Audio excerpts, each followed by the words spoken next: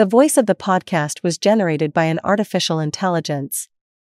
Today, let's aboard my imaginary boat, destination, the Museum of Fine Arts. Have you ever taken the time to observe the inscriptions and the busts visible on the facade which overlooks the Verdrel garden? You can read the following names in particular: Jean Restout, Jean Jouvenet and Jean-Pierre Houël. But why? Quite simply because when this building was completed in 1888, the aim was to highlight local Rouen artists.